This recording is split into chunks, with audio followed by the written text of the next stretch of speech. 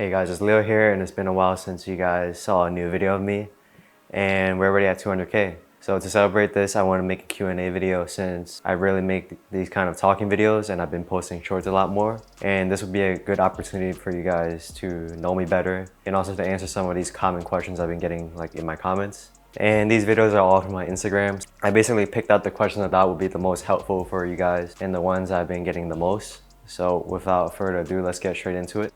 Alright, first question is by Zanoji, and he asks, what got you into calisthenics/content creation? Well, to be honest, when I first started posting calisthenics content on social media, I never expected to blow up.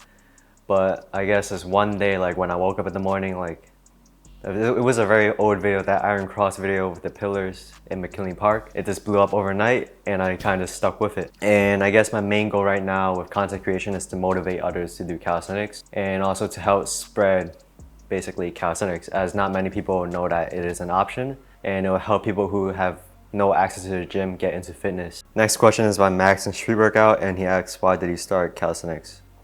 Well, initially when I first started working out, I was more inside the gym weightlifting, and I was basically doing it for like a month and a half, but I didn't really enjoy it personally. And that was also around the same time I saw a Denix video on YouTube of Osvaldo doing these crazy muscle-ups and jumping into planches and stuff. And for me personally, calisthenics felt more rewarding because the skills you unlock aren't just like a number on a plate. And it's basically like moves in a video game which you can unlock and then perform. But with calisthenics, you perform that in real life. And it just looks pretty cool to me, which is why I started calisthenics. Next question is by Rip My Old Username, and he asks, what kind of calisthenics content do you plan on creating in the future for your YouTube channel? Well, I plan on still creating more tutorials for you guys, along with testing out maybe some vlog content. Not sure how that's gonna go, but we'll see when we're there.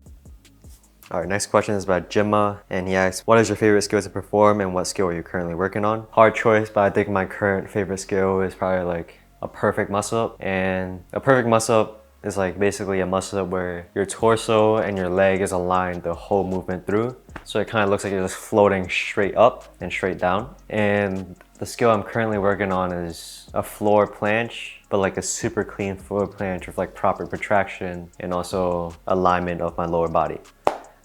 Okay, our next question is by N. Rivaldo, and he asks, what's the most serious injury you ever experienced? And I guess the most serious is probably the multitude of injuries I have right now. And it's basically the ulnar side of my right wrist and also the CMC joint of my thumb. The thumb injury was from it was actually a very old injury. It was it was 1.5 years ago. I was basically doing handstands and I dropped down, dismounted from a handstand the wrong way, and I landed on my thumb. It was very unfortunate, but I think recently I've been training more on P-bars, and I guess I've been overusing the thumb, and I guess I just flared it back up again. It was a pretty old injury.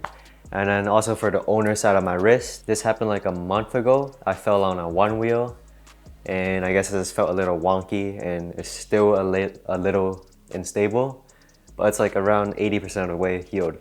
Okay, next question was by Ofama Was Taken, and he asks, how do you train when you get injured or sick? So whenever you get injured, you should use it as a learning experience and take note of what could have caused that injury, whether it be overtraining or due to lack of form. And for example, if your injury was due to overtraining, you can use this opportunity to gauge how much training volume your body can handle, as everyone has a different tolerance to the amount of training volume they can handle. Then using this knowledge, you can adjust future routines either by lowering the volume or using different exercises.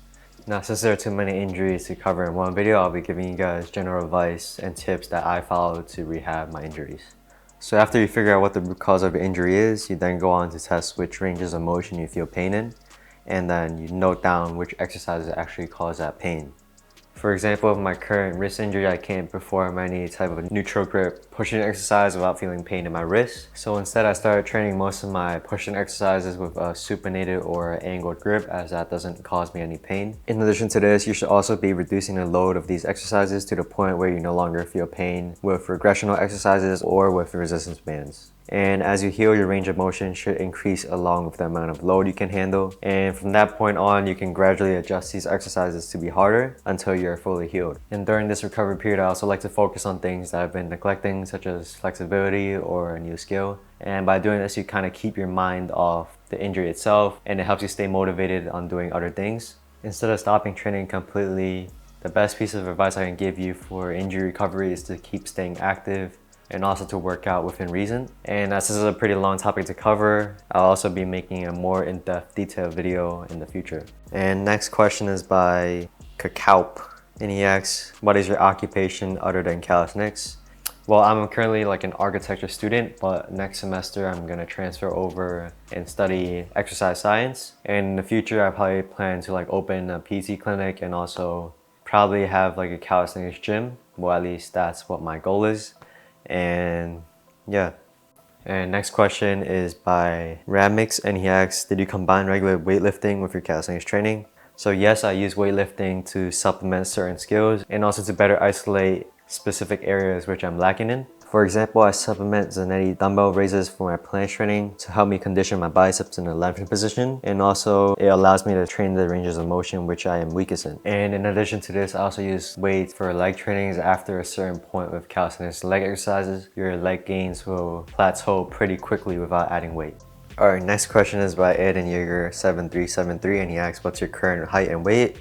And have you achieved your dream physique yet? Okay, so my current height is 5'7" and my weight is fluctuating between 139 and 142. And as for my physique, I think I'm definitely still lacking in some areas. For example, like my upper chest I need to work on, and also my hamstrings.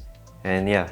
Alright, next question is by McCann, and he asks if I'm natty and also how long I've been training for. And yes, I am natural. I've been getting this question a lot, but yeah, I plan on staying natural for as long as I live. And I've been training calisthenics for around 4.5, almost 5 years now. And moving on to the next question, Yo62 asks for my supplements in more detail. So currently I'm only taking creatine and collagen and also some protein supplements. So for creatine, it's probably one of the most well-researched supplements and has shown to increase strength by around 5%. So if you have a proper diet, there's probably no reason you shouldn't take it unless specified by like a doctor or something. I take the creatine pills rather than the powder because I just find that the pills is like very easy to like get down, and I don't really like drinking the powder because most of the time like the creatine just doesn't dissolve in water well. And in addition to creatine, I also take collagen supplements because calisthenics is pretty joint and tendon intensive. And collagen supplements basically help you recover faster from injury and also everyday workouts. In addition to creatine and collagen, I am also a pretty big sweet tooth, so I do eat a lot of snack substitutes. And most of these snacks are macro friendly and also help supplement my daily protein intake. I get most of these snacks from Prozis, and if you want to check them out, you can also use code LeoWang at checkout for 10% off. Next question is by Sundor822, and he asks, what's a good pre-workout meal that is easy to do because I'm not really good at cooking? My favorite pre-workout meal is probably rice crackers with any type of spread and also a banana. And this is typically what I eat before my workouts because it's really easy to digest while giving you a good source of energy. And I never really have any heavy meals before my workouts, and I usually save my stomach until after my workouts for a bigger meal. And the next question is by the Ingenero, and he asks, what's your haircut? I get this question a lot, but it's literally just a 2-block haircut that is overgrown. Yeah. And the next question is by Akshira_1, and he asks what my favorite movie is. Hard question, but it's probably Kung Fu Hustle. And if you know, you know. If you don't, go watch it. Next question is by Amar, and he asks, how do you manage the wrist pains and strengthen it to take higher and higher loads? So same with training anything else, you want to progressively overload it. And you want to figure out which range of motion your wrist hurts and then do specific exercises in that range of a reduced load, which doesn't induce any pain. And over time, you will increase the load of that exercise until you can fully support your body weight pain-free. So for example, if your wrist hurts in like a 90-degree extension, you can gauge how much body weight you can apply to it without pain, and then do wrist pulses in that range and work up till you're strong enough to maintain your whole body weight without any pain. And that's about it, guys. I hope you guys found this video helpful, and once again, thank you guys so much for 200K. I did promise you guys a muscle video, but unfortunately I was injured this past month and it is still in the works. I'm planning to release it probably, hopefully by the end of next month, along with like a new program I'm working on and an app. And I've also recently partnered with Discord, so if you guys want to join the community, the link is in the bio. And yeah, that's about it. See you guys in the next video. Peace.